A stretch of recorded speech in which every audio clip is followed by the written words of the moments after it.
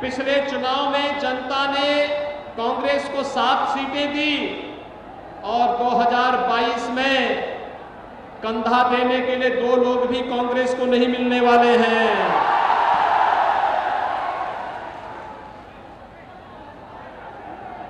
मैं आपकी गलती नहीं मानता,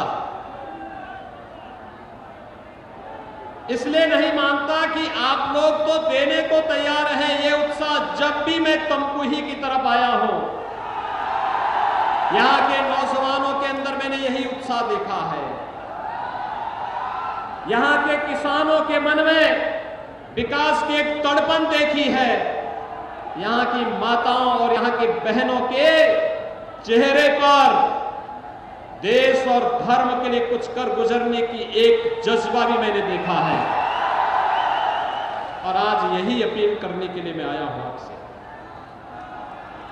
आपने देखा होगा मोदी जी ने पिछले 7 वर्ष के अंदर देश की तस्वीर और तकदीर बदल करके रख दी है।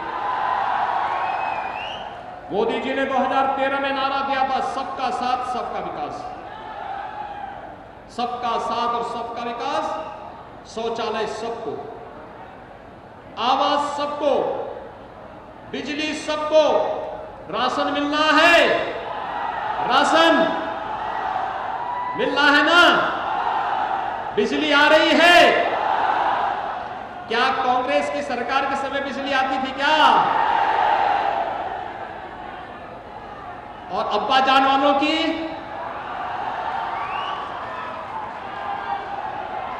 उनके सरकार के समय भी नहीं आता था ना। और बहन जी,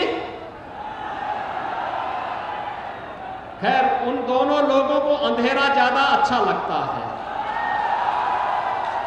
इसलिए बिजली नहीं देते थे। लेकिन मोदी जी ने और आपने भाजपा की सरकार प्रदेश में बनाई, गांव-गांव में बिजली पहुंचा दी।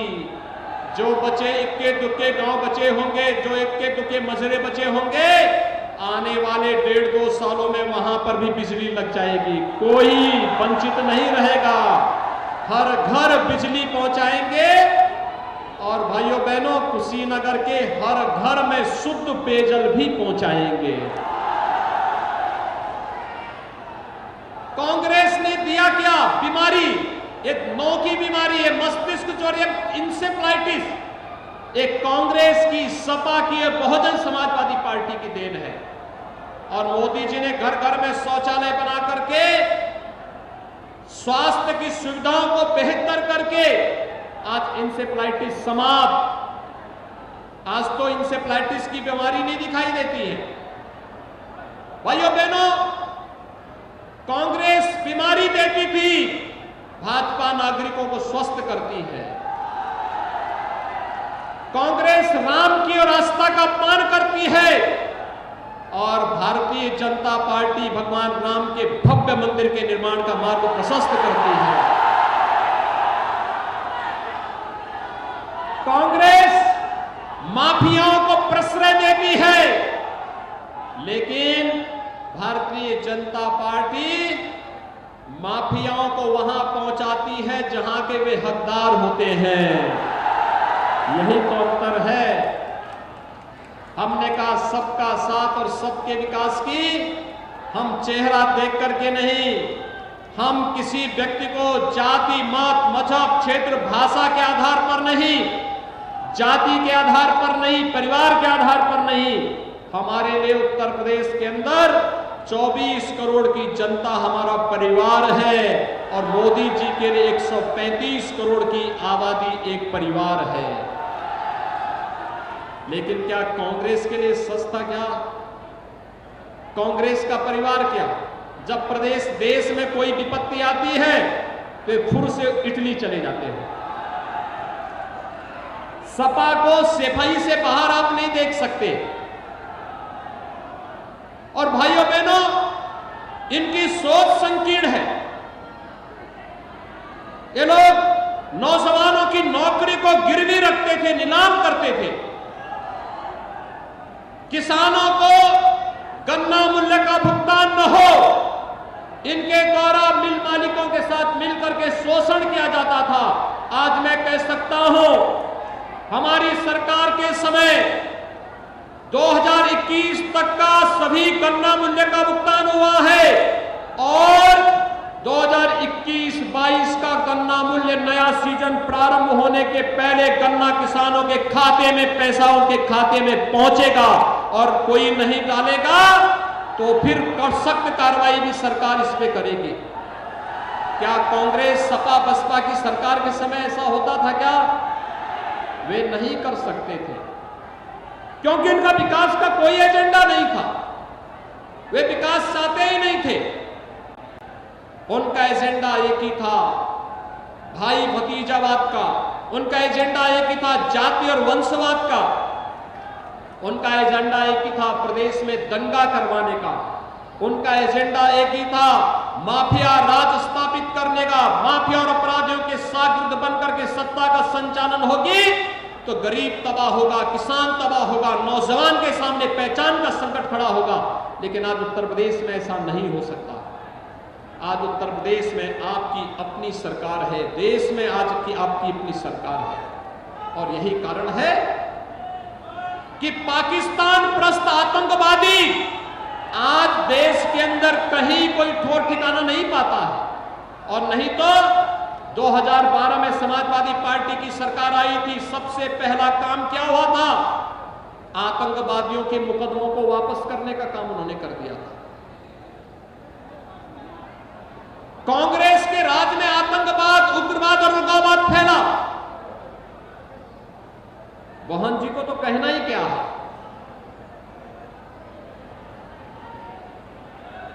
मोहन जी ने तो सारे रिकॉर्ड आगे पार कर दिए और इसलिए भाइयों बहनों, आज मैं आप सबसे यही कहने के लिए आया हूं, पूछे 2017 में अगर भारतीय जनता पार्टी का विधायक तमकुही में बना होता तो गंडक की बाढ़ की अस्थायी समाधान यहां पर हो गया होता। याद करिए, इतनी भीषण बरसात में उत्तर प्रदेश के अंदर तटबंध नहीं टूटे क्योंकि भाजपा के विधायक सक्रिय थे। विकास की योजना गई, उन्होंने ईमानदारी से वहां लागू करवाने में योगदान दिया।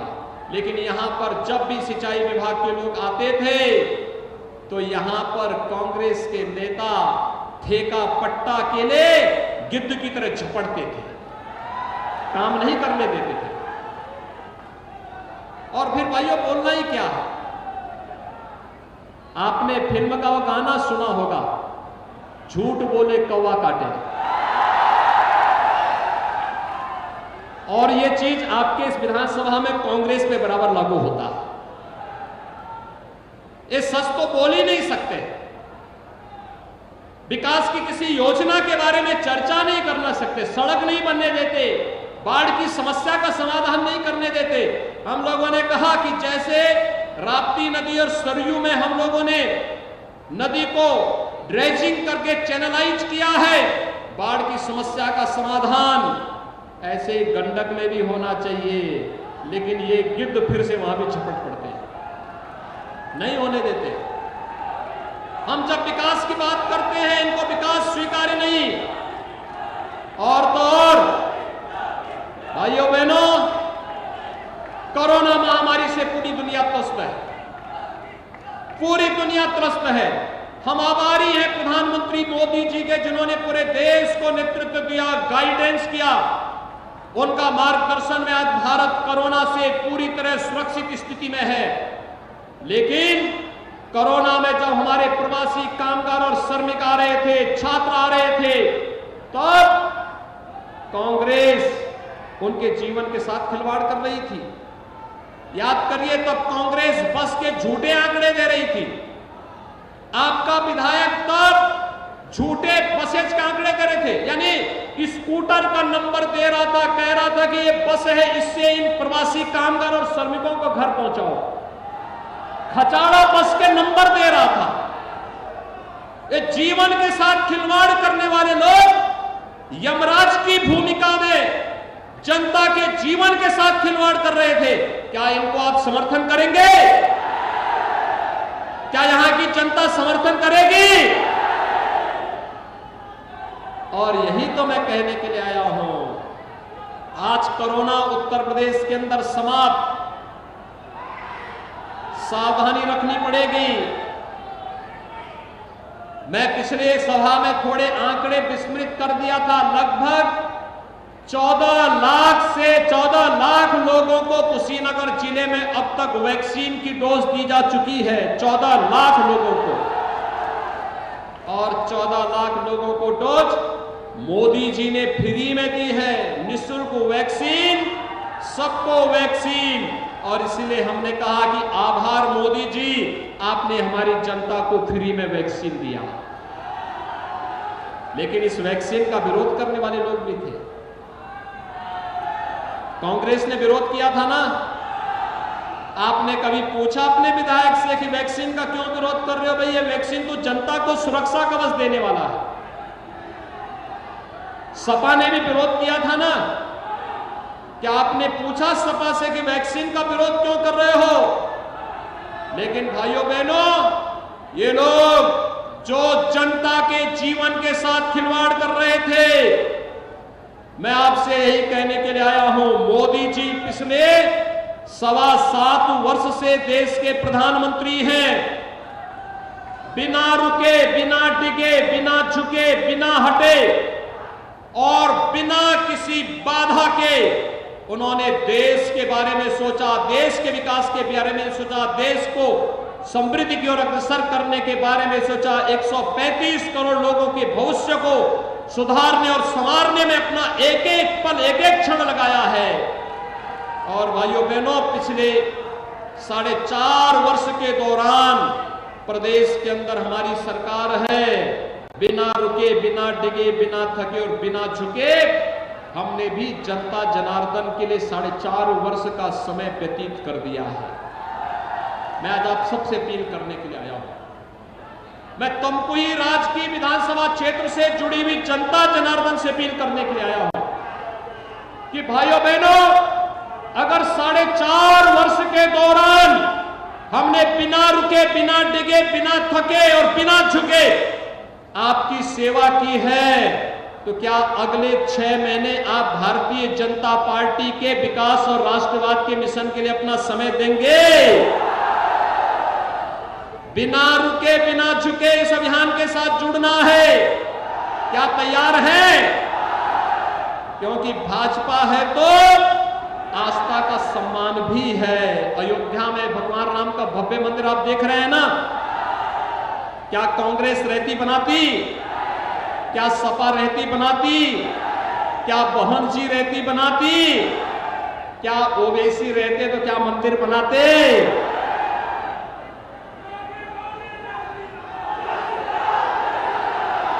भाइयों बहनों, ये राम भक्तों पर गोली चलाने वाले क्या राम मंदिर का निर्माण करेंगे? राम को नकारने वाले क्या राम मंदिर का निर्माण करेंगे? आप राम मंदिर के निर्माण से, मोदी जी के इस अभियान से खुश हैं? सभी लोग? पीछे तक माताओं की ओर से हाथ नहीं उठ रहा है। अयोध्या में राम मंदिर बनना का काम पुण्य का काम है ना। भारत की आस्था का सम्मान है ना। आप सभी सहमत हैं ना? तो क्या इसके लिए आप सब मोदी जी का समर्थन करते हैं? मोदी जी को एक एक पत्र धन्यवाद का लिखेंगे?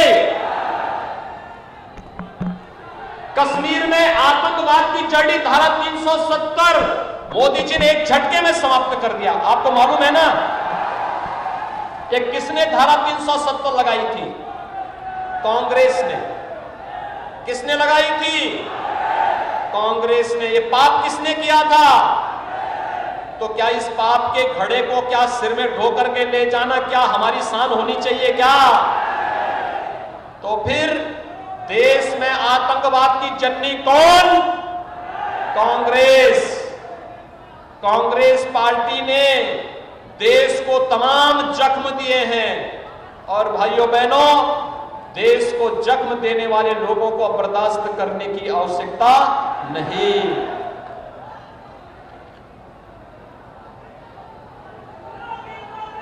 भाइयों बहनों, आपने समाजवादी पार्टी के कुछ नेताओं का बयान पढ़ा होगा। उन्होंने अभी तालिबान के कृत्यों का समर्थन किया है। मोदी जी ने देश के अंदर 3 तलाक की कुप्रथा को समाप्त किया है। भाजपा 3 तलाक की कुप्रथा को समाप्त करती है, समाजवादी पार्टी तालिबान का समर्थन करती है। क्या समाजवादी पार्टी 3 तलाक को बंद करती? क्या कांग्रेस करती? क्या उम्मीद करते हैं आप इन लोगों से?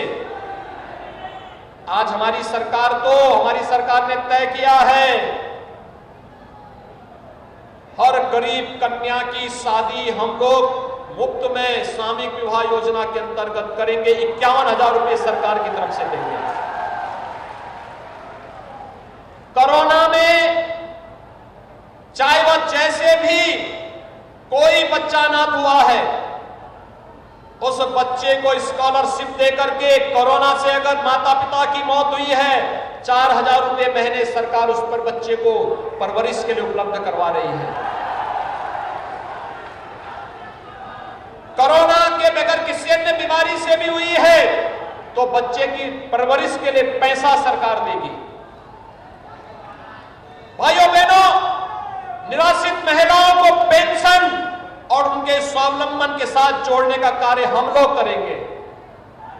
आप देख रहे होंगे कि देश के अंदर, प्रदेश के अंदर हर जनपद में पर्याप्त मात्रा में महिला पुलिस अधिकारी और पुलिस आरक्षी मौजूद हैं, क्योंकि हमने तय किया पिछले 4 वर्ष के दौरान 4.5 लाख नौजवानों को हमने सरकारी नौकरी दी।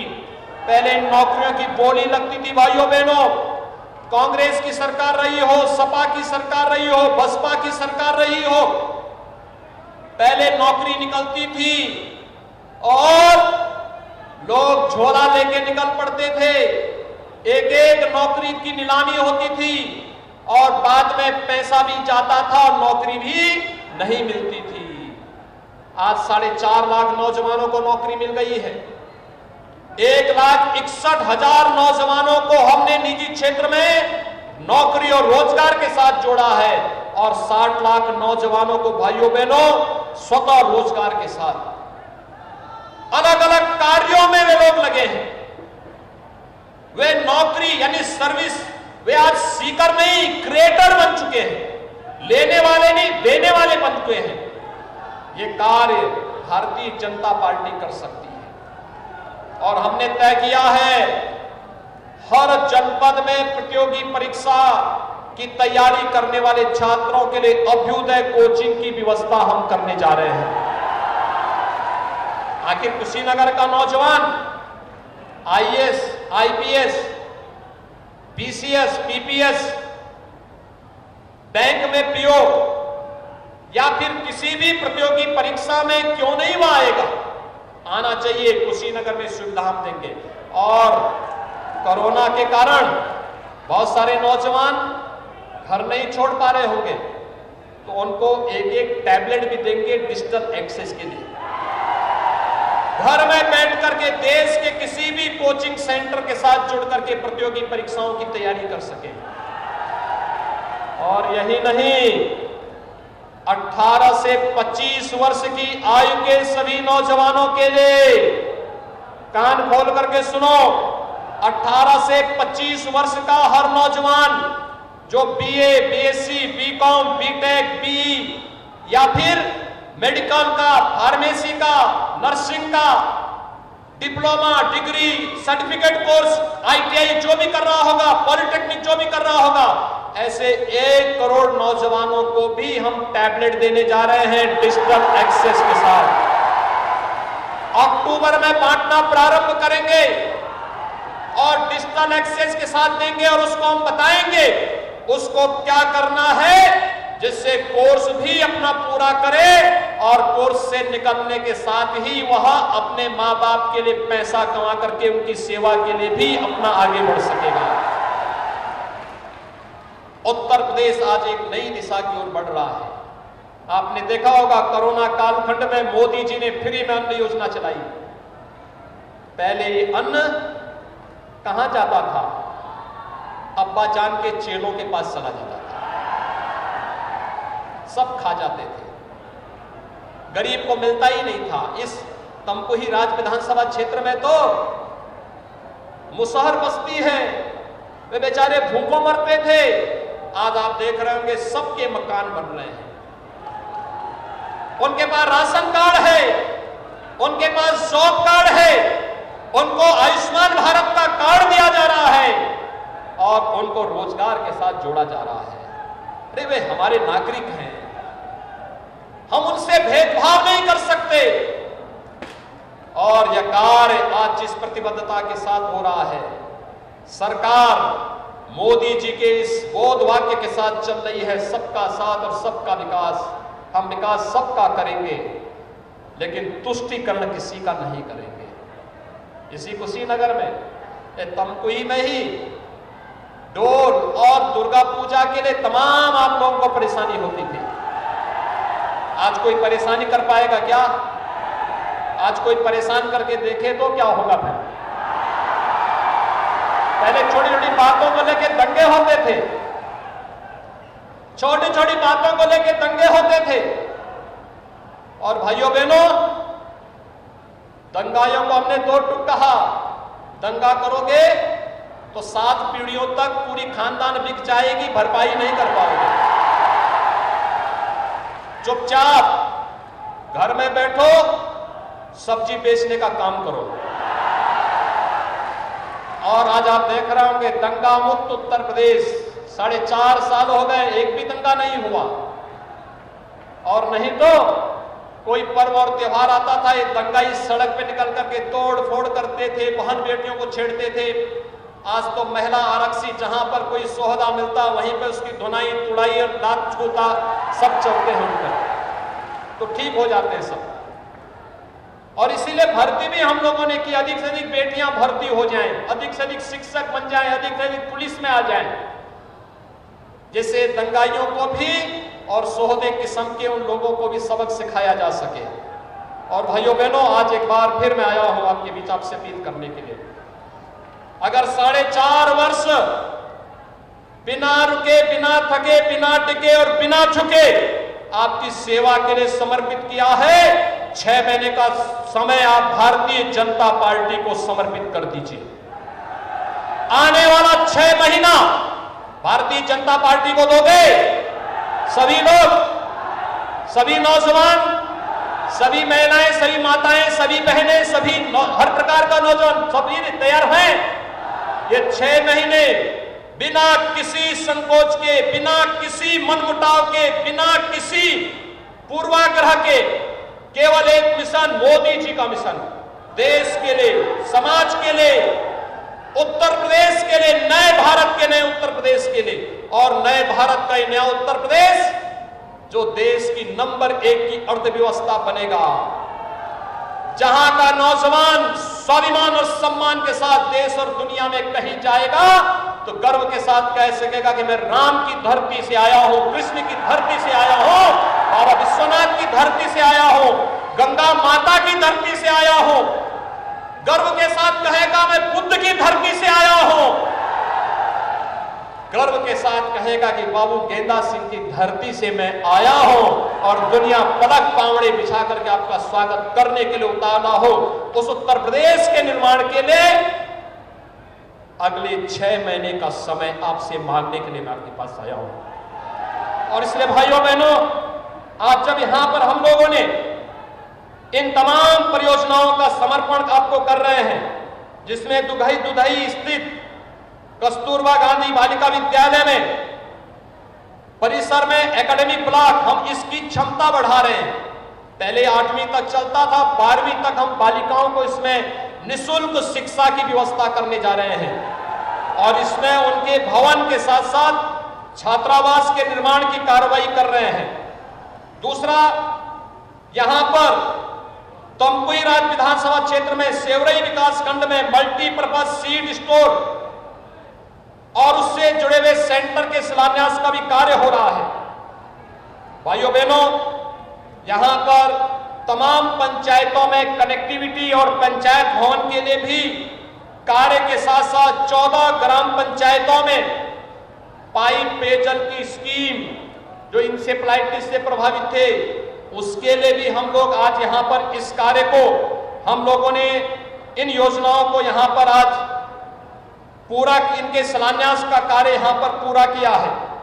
और यहां पर जनपद कुशीनगर ने जो कार्य अब तक किया है, प्रधानमंत्री आवास योजना में 15,000 लोगों को यहां आवास उपलब्ध कराया गया है। 15,000 लोगों को प्रधानमंत्री आवास में और लगभग 5,000 लोगों को मुख्यमंत्री आवास योजना में। इसके साथ ही तमकुही राज्य विधानसभा क्षेत्र में 5,168 और मुख्यमंत्री आवास योजना में 1,250 जरूरतमंदों को आवास उपलब्ध कराया गया है।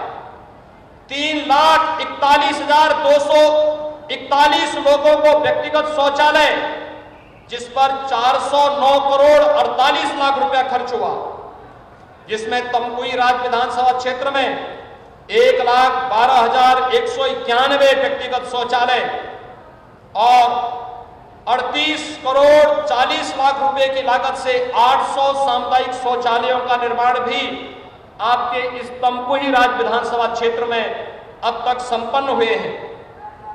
भाइयों बहनों, जनपद कुशीनगर में 18,795 किलोमीटर सड़कों के चौड़ीकरण, सुदृढ़ीकरण का कार्य यहां पर स्वीकृत किया गया और उस कार्य को संपन्न किया गया, जिस पर अब तक 1,104 करोड़ रुपए यहां पर खर्च हुए हैं। और तमकुही राज्य में 327 किलोमीटर अधिक लंबाई की सड़कों का, जिस पर 122 करोड़ 75 लाख रुपए की धनराशि यहां पर खर्च की गई है।